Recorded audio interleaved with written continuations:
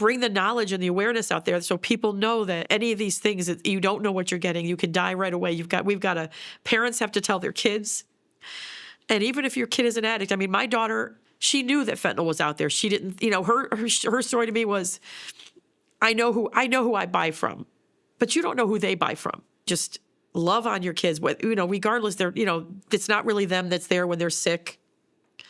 But they're still your child. Love them, make memories, take pictures, because when that's all you've got left, it's all you've got left.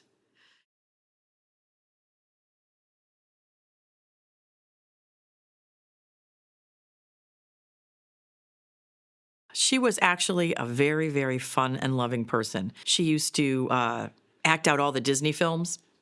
I mean, she really had it perfect. She probably should have been an actress.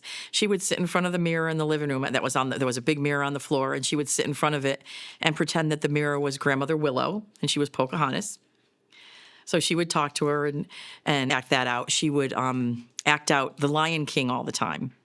And she was Simba. Her father used to actually come through the door, and she'd be Nala, and he'd be Simba. He'd jump through the door and jump on her, and they'd just do all the role playing of different scenes in The Lion King. And she was just always like that, just very animated, even as an adult. But she started off young. We used to go, every time my mother called the house, she was always someone different. She was never Katie. She was, a different person, whoever she chose. And my father's girlfriend, she used to go to her house, and she would call her name was Miss Fedora. My daughter's, that was her name. And she was she would do her hair. So she would sit down and she'd do her hair and she'd do her makeup very badly because she was like 4.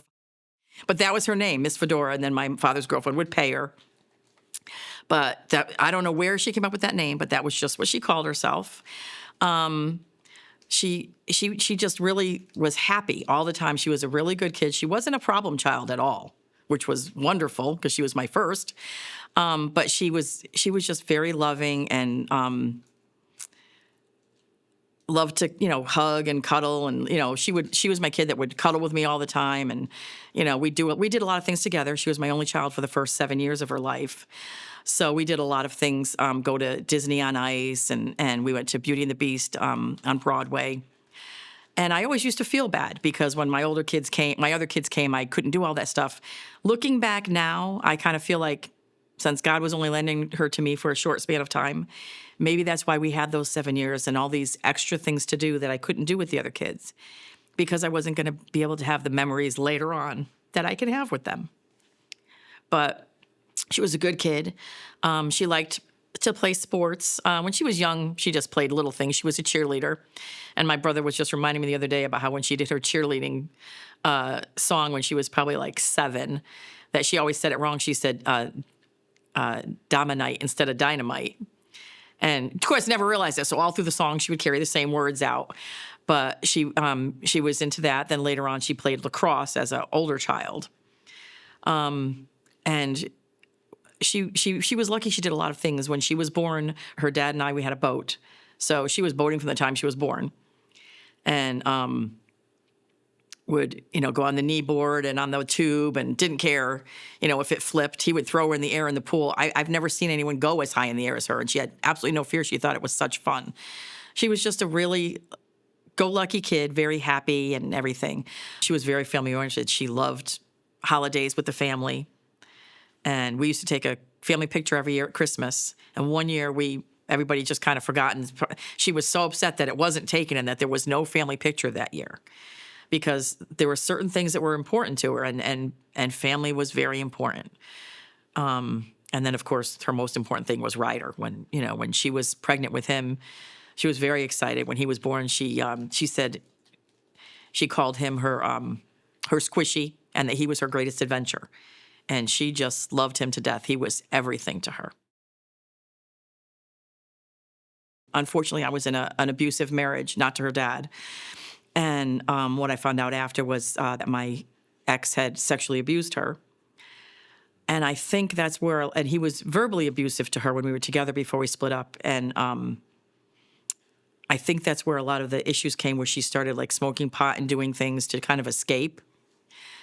And later on into more things, because she never really talked about it. And then when she'd get mad as an adult and she'd say, well, all the stuff I went through, everything that was done to me, So I really feel that was her escape at some point, was to get away from it all by doing, what started off as pot, and then she would do pills or whatever, to forget everything. She had a brother that was older. He was 7 years older than her, and she just adored him. And they did a lot of fun. He had no fear either. I have pictures of him flying his bike over the top of her and her cousins, which, thank God, I didn't see until a long time later, because I probably would have freaked out. But she just did whatever he wanted her to. And that was another crippling day in her life, because in 2015, he died from the flu at 30, which, you hear your whole life that people die from the flu, but you don't really see it happen to anyone. And she had a very hard time with that, because she was going to go up to Connecticut to stay with him once April 15th passed, because she was working at H&R Block. So when he passed, she had a lot of guilt about the fact that she should have gone. She should have been there. She kind of spiraled after that in a lot of ways. I was trying to get her sober and get her clean, but that was a big hit to her, losing her brother. I saw a little bit of weight loss when she was probably like 19 or 20, and I asked her. Of course, she denied it. So I know she was taking pills, that she was taking, of course, being older, they meant nothing to me, but, they were doing bars or different things. I don't think she was doing a lot of them, but I know she was doing them, because I used to argue with her about it, that you shouldn't, you're not supposed to do that. It wasn't until after her 21st birthday that she started doing it more. And, to the point that, her personality was changing and she was losing weight. And you could tell, personality-wise, she was a lot more argumentative and short with people. She still had, obviously, her good sides. But the other thing was, which I didn't notice at first because I saw her all the time, is that she dropped down to 95 pounds. And she kept telling me she was cold all the time. So she was wearing, at that point, like a 00. And asking me to buy her leggings so she could wear them under her jeans. And I remember one night her coming in my room and telling me she needed money because she was going to buy Dilaudid's. What I had found out is she had started on Xanax, and she had told me later on she had started on like Xanax, her and her boyfriend, and become addicted. And when they went to get them from the guy who sold them to them, of course, at one point he said that he didn't have that. He didn't have any Xanax, but he did have Dilaudid. But that with Dilaudid, you had to shoot it up. You couldn't, swallow it. And they said no. And then she said, as they got worse, more, having more drug sick, if you will, I guess they ended up agreeing to it. So that's how I found out she was really bad, because she was, coming in my room trying to get money from me, telling me that I needed to give it to her. And then she got arrested in June of 2015. Her brother died. Yeah, her brother died April 1st. In June, she got arrested. They pulled them over in their car, and they had, there were drugs. There was some, I think there was, what she said was one full rig in the back seat. That wasn't hers. It belonged to someone else in the car. But she took the blame because it was her car. So her and her boyfriend and the other girl all got arrested. She called me up, and I told her I would bail her out if she would go to rehab. And she agreed. And I kept her home before she went to rehab, trying to, keep her clean or, whatever. I was buying her Ensure and stuff, trying to put some bulk on her because she was just so much skin and bones. And she told me she'd go to rehab. She would only go if it was at the beach. All these demands for someone that needed help. Of course, I was calling around, and trying to get a child in rehab is very frustrating. I was going to send her to North Carolina, but then they wanted like $5,000 up front, even though she had insurance. So then I called a place down in West Palm. And the guy I spoke to, it was 4th of July, and I remember vividly, she had taken off like the day before, which was really upsetting to me. But I had told him that I was trying to, keep her clean, this and that. And he told me that if I was keeping her clean, then they weren't going to be able to accept her there, that she wouldn't die from heroin, being addicted to heroin and coming off of it. She would get sick, but she wouldn't die. And he said, if you're keeping her home, then she's not sick enough to come here because, and he did tell me, because when they first go to rehab, they get more money because they're putting you in detox and all these things. And if they couldn't put her into that, then they couldn't accept her. And I said to him, so you're telling me I have to give her money to go out and buy a bag of drugs so she can come to rehab to get clean? And he said, well, I'm not saying that, but we can't take her the way she is. And I know I was yelling at him, and he said to me, he said, ma'am, I understand. He said, I was a drug addict, this and that. I was on, on the bridge. And he said, so I know where you're coming from. I understand how you feel. And I said, no, you don't. And I said, until you're a parent watching your child slowly kill themselves, do not tell me you know how I feel, because you do not know how I feel. And I said, so what you're telling me is you cannot help her. And he said he couldn't do anything. He said, let me see if I can find someone that can, call you and see if there's anything anyone can do. So I got off the phone with him, really just very distraught, thinking there was nothing I could do. And ultimately I was going to lose her. And then I got a call on July 6th. I was in the grocery store, and this guy called me telling me that he was from this rehab. They had a rehab down in Fort Myers, I think he said, and they had one in California. And he asked me about my daughter, and he said that he would like to bring her into the rehab, that he preferred it be in California, that he thought that she needed to be farther away from her family, farther away from anybody that could bring her drugs, and that he thought that was the best fit. He said they were, dual diagnosed or whatever. So he wanted to bring her there. He said, I'd like to get her here as soon as possible. Can you fly her out tomorrow? Just get her a one-way ticket. We'll take care of everything. So I bought a one-way ticket. It was in Palm Springs, California. I went home. I called her on the phone and told her that they were going to take her in the next day. And so I bought her all kinds of supplies. I had to buy a whole bunch of leggings to wear under her jeans so she'd be warm. She was ecstatic. She wanted to go get help because they needed to speak to her as well. And of course, she was very happy that she was going to Palm Springs, California, which to her meant she was going to the beach. Much to her dismay, when she got off the plane, she was in the desert. But she did tell me later on when she was there that she felt that going there saved her life, which I was happy to hear. When I took her to the airport, we were discussing that at that time, that song, Fight Song, came out by Rachel. I can't remember her last name, but that was her song.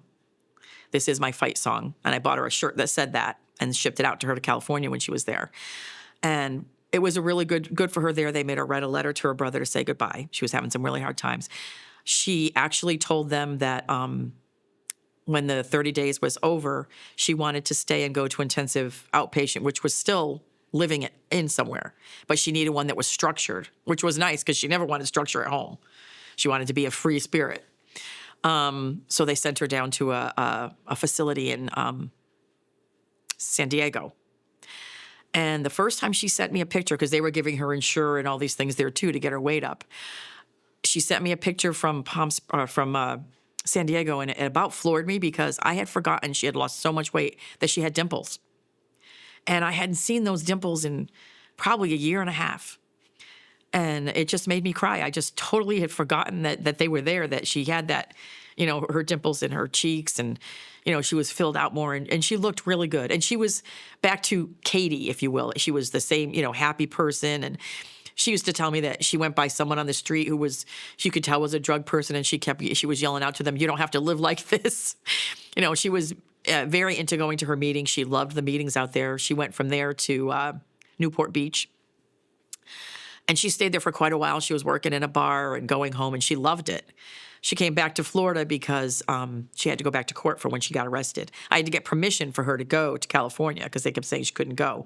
So the lawyer that I hired talked to the judge, and he said, "I'm going to tell you right now, you send her to California, I'll handle the drug." The judge, if she's going out to get help, his daughter died from drugs or something, the judge, he said he'll accept that. So she came back to, find out her sentence or whatever in November of that year, which was just really community service and probation or whatever.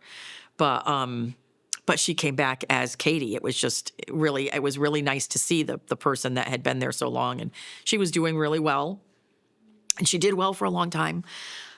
She came back, it was the end of 2015. And then she had Ryder in 2017. After Ryder, her boyfriend had relapsed, and she was having issues with that. And I think she relapsed once after that, but only briefly. But then she relapsed. She came to live with us, her and her boyfriend and Ryder, in 2019. And at some point, then she relapsed. I'm not even sure when. It was one of those things that you didn't see right away. And I saw it more in him than her because he was drug sick. He was never getting up for work. He was always sick. And you just she didn't lose weight like she did before, but you could tell that she was like that. She'd, after work, they wouldn't come home for hours and, different things. She took my car one night, refused to bring it back because she was going on a drug run. And I did have to tell her she had to leave, that I couldn't have her there. She brought my car home. The tires were blown. I mean, it was crazy. She was gone for a day.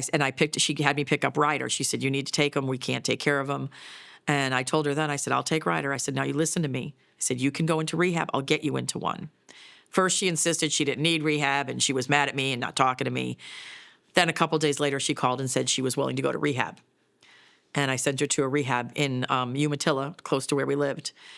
And she did well there. The bad thing was they originally had taken her off her meds that she was on. She had really bad anxiety, and they took her off of things like cold turkey, and she had a seizure.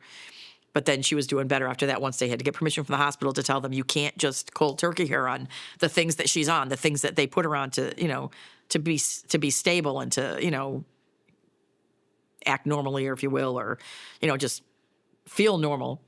Because her anxiety was so bad, which I don't remember having really bad anxiety when she was young. It was later on, and to the point that she was having a very hard time. She didn't want to be around people. So she went to rehab, and she was doing really well then too. She was losing a lot of friends during this time. I've never been to so many funerals in my life for people that passed away from fentanyl.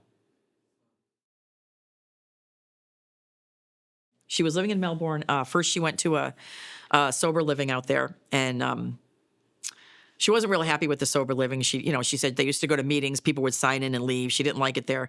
The Uber driver that was bringing her back and forth to work was an older man. Him and his wife said that she could come and live with them, and she was going to pay them so much a week. So she started off there, and then left there and moved in with some older man.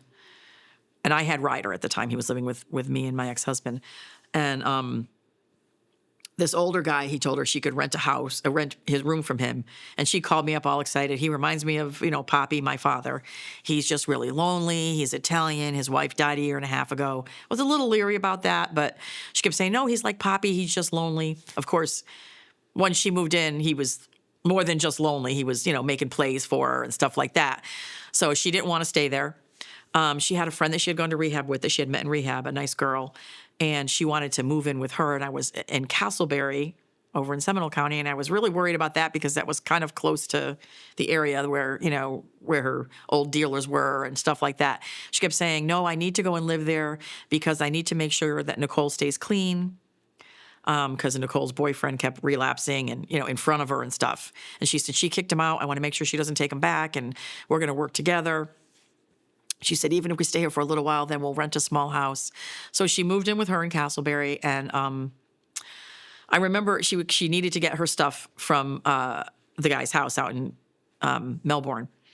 And I remember bringing her. She used to have Ryder. We'd drop him off on weekends so she could spend weekends with him. She had told me that she was gonna, she wanted to get a job, get her license back because she owed money, and on tickets, and then she was going to take Ryder back hopefully that winter when she got her income tax.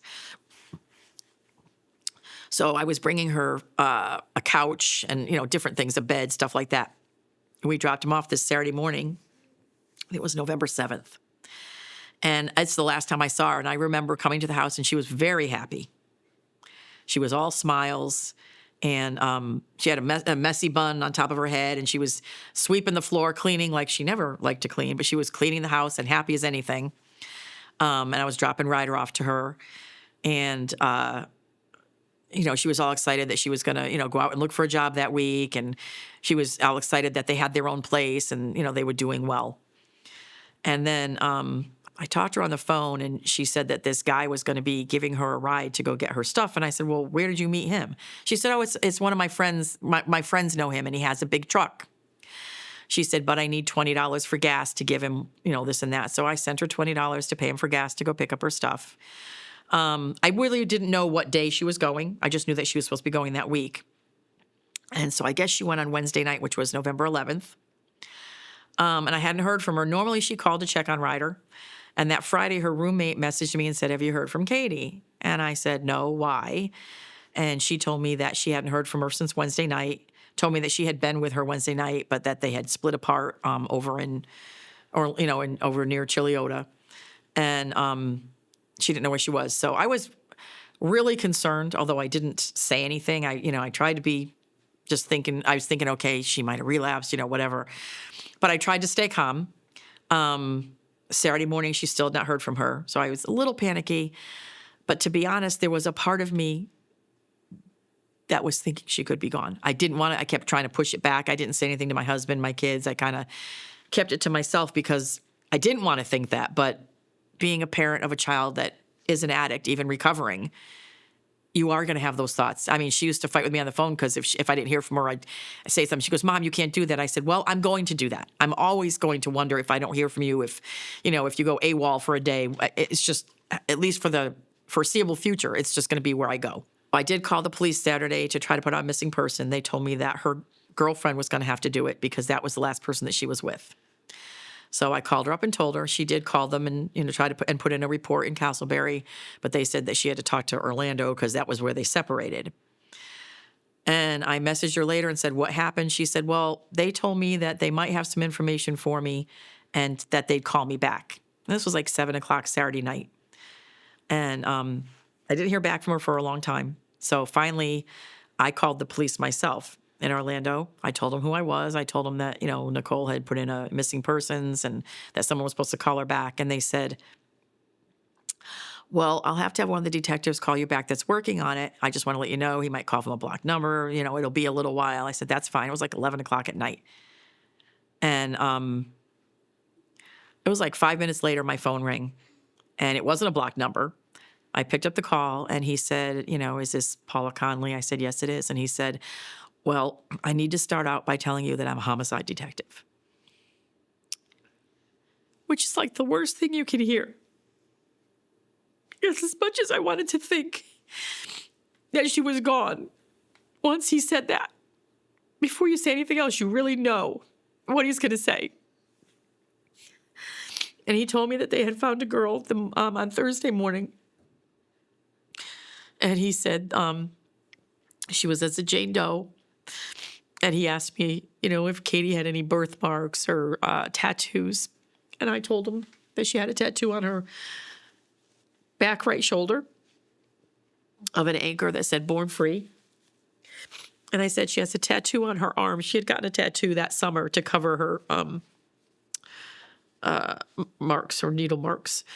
And I don't know, it was a bunch of letters. I don't even remember what they were. IDF, I don't know, something about I don't give a fuck, some stupid thing. But it was to cover them.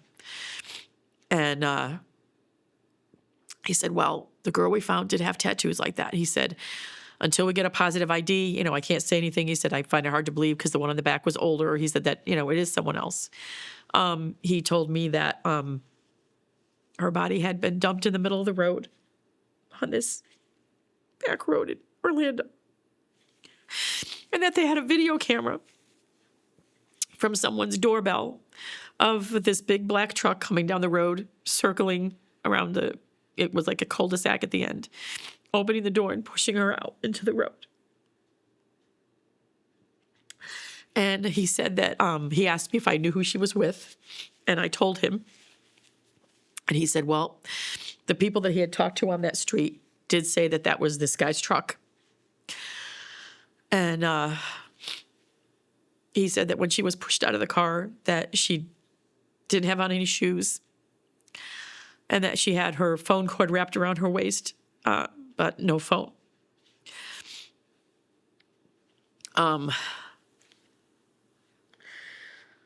They wouldn't let us go and identify her body. They had to wait till fingerprints came back or whatever, although at that point, other than identifying her so they could release her body, I knew it was her.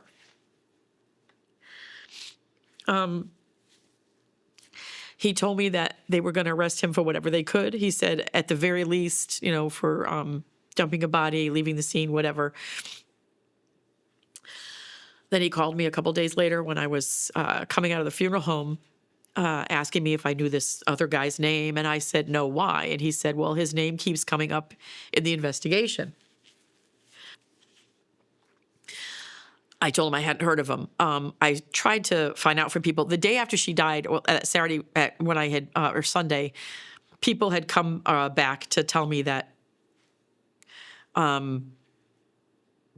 this same guy had gone into the convenience store in Chiliota and told them, or some drug addicts, they said drug heads had come in and said that this guy had told them that he's the one that killed her, or that he did it.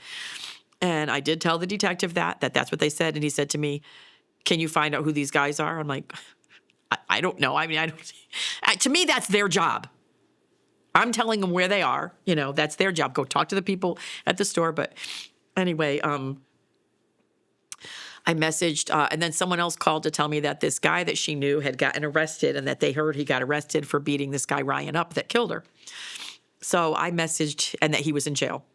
So I messaged his old girlfriend that I knew from years ago. He was actually the one that originally gave her Xanax and stuff when she was young.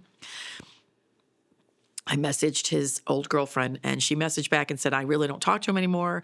She said, but I'm going to see what I can find out. And she sent me a copy of a police report from the night that Katie died, well, from the 11th. Apparently, which, of course, the detective never told me, they had stopped at this guy's house. This guy's name is RJ.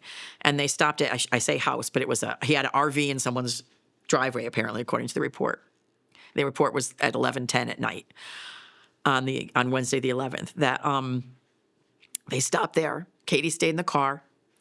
Ryan had gotten out and gone to the door and was talking to this guy. And the other guy, Chris, came around the corner and went up to the door. And that those two started arguing and fighting. And which they did admit later on, I guess, when they arrested Chris, that it was a drug-related fight, had to do with drugs. And that he went down to the truck, Chris did, to get stuff out that was his in the truck that the other guy had. And he started pulling stuff out of the truck.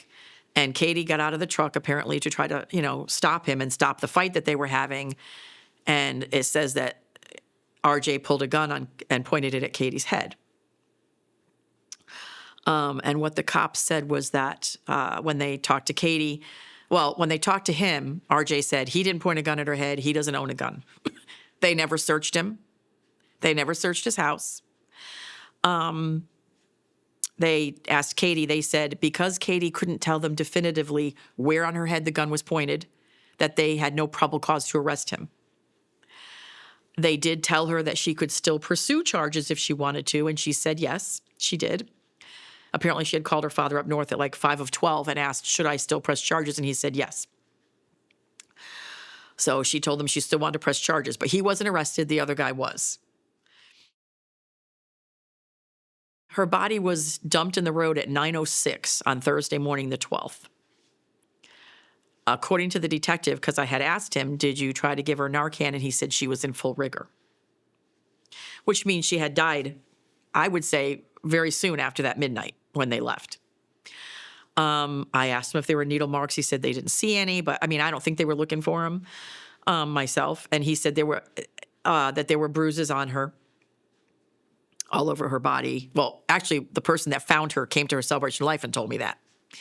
And he said, yes, there were bruises on her stomach and, her legs and this and that. He goes, oh, that was from being pushed out of the truck.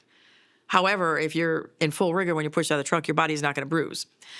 When I got the autopsy report, I did call the medical examiner, and I asked her, she's got these bruises on her stomach, on her legs, and the lady looked at it. It was the same one that had done the autopsy, and she said, yes, they're small like fingerprints. And I said, okay, so are you telling me that my daughter bruised herself before she died, or could that be from somebody else? She said, no, that could be from somebody else.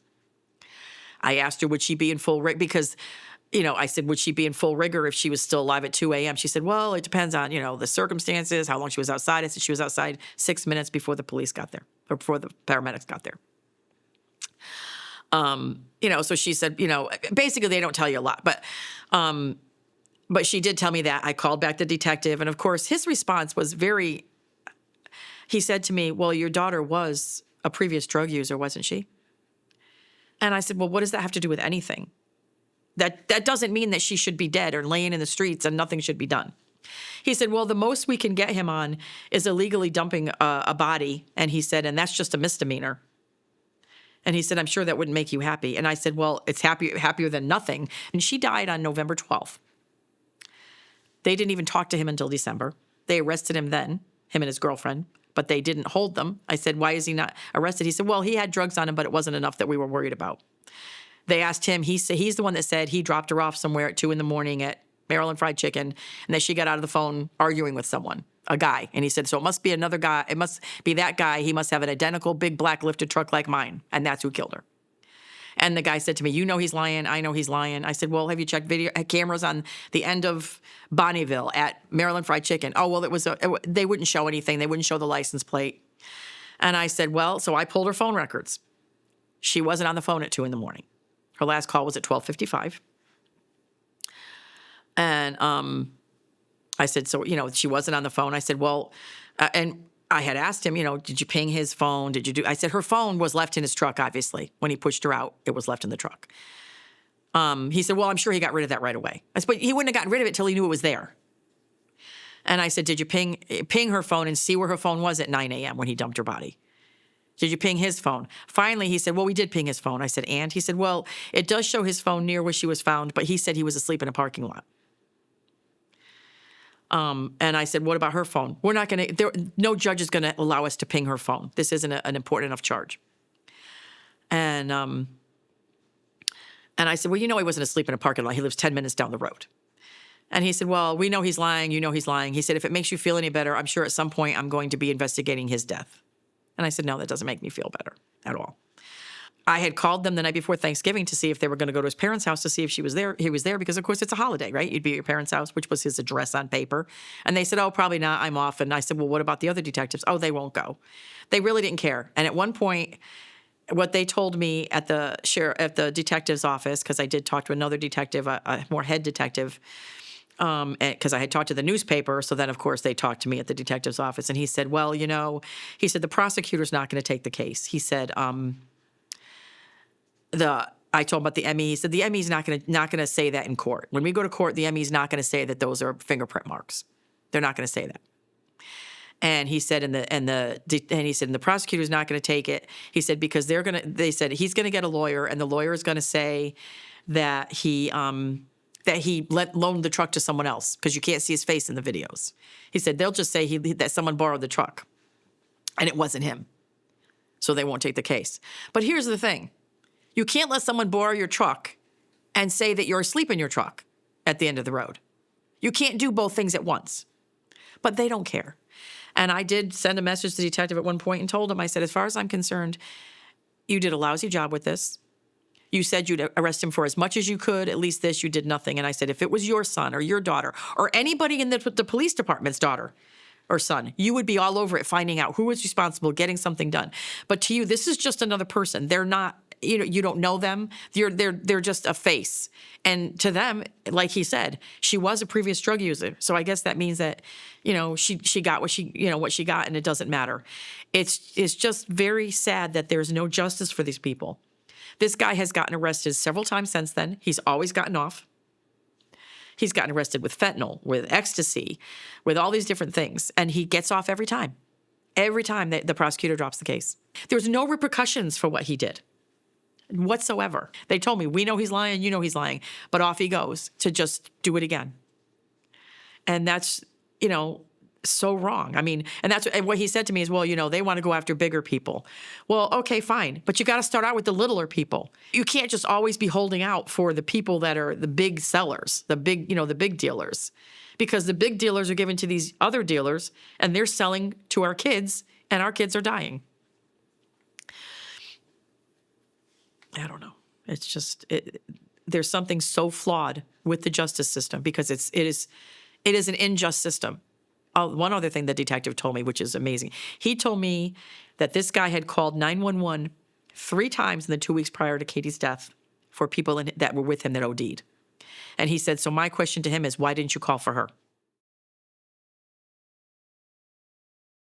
I never saw Katie after she died. When I went to the funeral home, they didn't have her body yet. I think they finally released it on either Tuesday afternoon or Wednesday. And I told him that I wanted to see her. And he said, you can see her, but I would suggest you don't. He said, she's been gone for a week. She was in the ME's office. They don't embalm them there. So he said her skin would be, my daughter had a beautiful skin tone. He said her skin is going to be more gray because they did an autopsy. I don't know but because it was during 2020, you couldn't really have a wake, if you will. It's not like they were going to make her look good. And the night that she was killed was a tropical storm in the area. So I don't even know, like what her hair looked like or, anything like that. So he suggested that I don't see her. I had a hard time with it. My husband agreed that I probably shouldn't because that would be the last thing that I remembered. But I'm glad I didn't see her. But then there's a part of me that it's not real because I didn't see her. And I really am jealous. And it's a weird word to say, of the people whose kids die and they bring them back and they're in the hospital for a week because those parents were lucky enough to get to go and see them and hug them and say goodbye or tell them they loved them. And I didn't get to do any of that.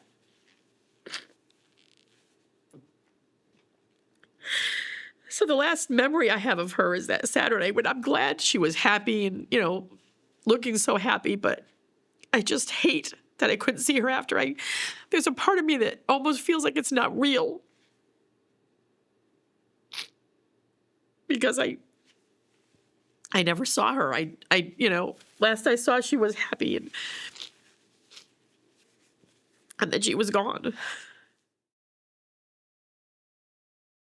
These are people's kids. They're people's sisters and brothers. They're people's mothers and fathers. When she died, she left a child behind that had just turned 3, who asked me a couple years later, how did mommy kill herself? And I told him she didn't. I told him she would have never left him. I told him that someone gave her bad medicine. But at some point, there's going to have to be more answers. I'm going to have to tell him more. She used to ask me, what am I going to tell Ryder when he gets older and he asks about drugs? I said, you tell him the truth. You tell him what happened to you so that he hopefully doesn't make those same mistakes. Tell me about your mom. Oh. I don't really know much. Because when I was a baby, I didn't even know it. When I grew up, I didn't know anything. I don't really remember. I don't remember a lot, so I don't really know anything. Don't know anything? Mm-mm.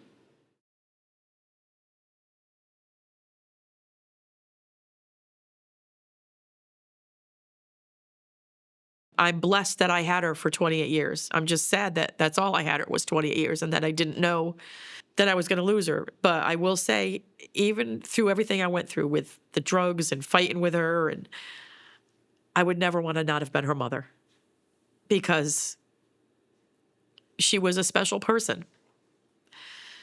And her memories make me cry, but they make me laugh as well. And that's what I have to hold on to.